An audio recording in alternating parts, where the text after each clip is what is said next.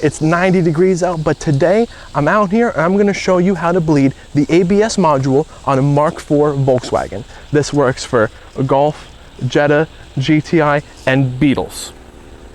I recently replaced the front calipers on this car with larger calipers from the VR6 or 1.8T. This car came from the factory with a 2.0, so it had the smaller brake caliper and rotor. I had an issue during installation and the entire brake system drained empty completely, no fluid in it. While trying to bleed the brakes, I could never get the brake pedal perfectly right. 3 dealerships bled it and 2 independent shops bled it, and no one could get the brake pedal to feel properly. The car would stop correctly, but not the way you wanted it to. It wasn't very confidence inspiring. After doing more and more research, I learned that I might have to bleed the ABS module. So I purchased this OBD11 Bluetooth scan tool. This is the Pro version. I think you can get these for about $150 on Amazon at the moment. I purchased it, connected it to the vehicle. I tried to communicate with the ABS module and it was giving me an error code for the signal being out of tolerance. So I concluded that the ABS module has failed. We replaced the ABS module and now we have to bleed it.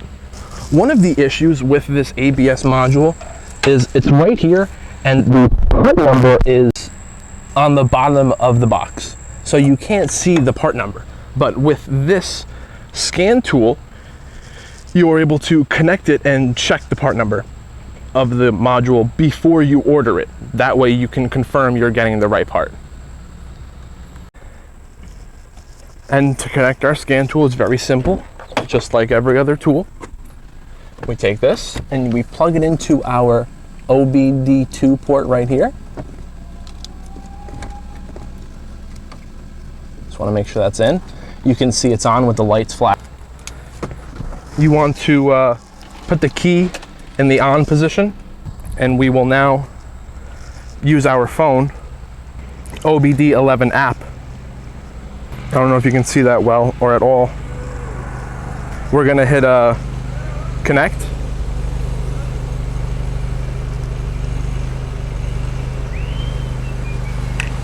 So what we're going to do is we're going to take our app after we've connected to the car, and then we've picked the brake module. So now we go to basic settings, and you go to group 1. Enter 1, hit OK. It's going to tell you press the brake pedal and hold. So that's exactly what we're going to do. We're going to leave our phone over here. We're gonna go to the brake pedal and we're gonna press it and hold as hard as we can.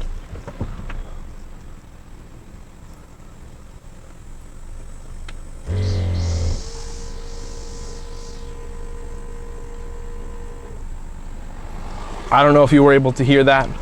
You can hear the pump activating, letting any air out.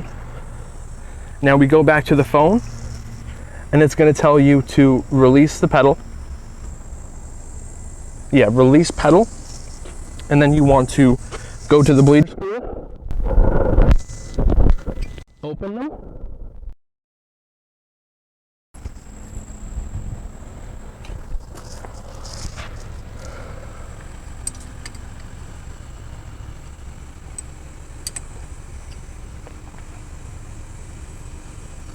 and then it tells you to press the brake pedal 10 times. To get any of the air that was expelled from the module itself to flow through the front calipers and out through the hoses. All right, so I pressed it 10 times. Now I'm going to go to the bleeder screw. One's closed. And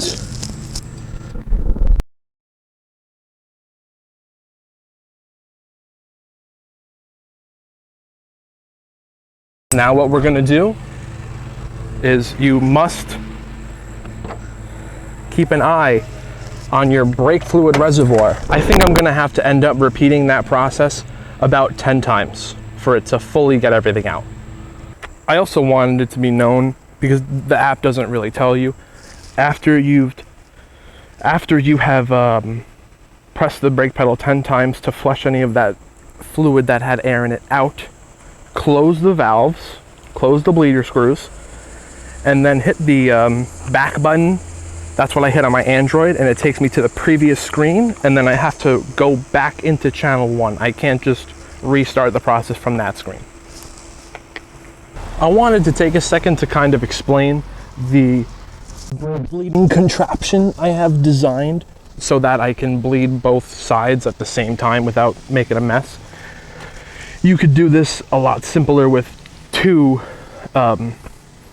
drain hoses, but I like this method. So I have my hose connected with a zip tie to the bleeder valve, and they both go together to this T, and they drain in here. Keeps it clean as I make a mess. But yeah, that'll work good for you.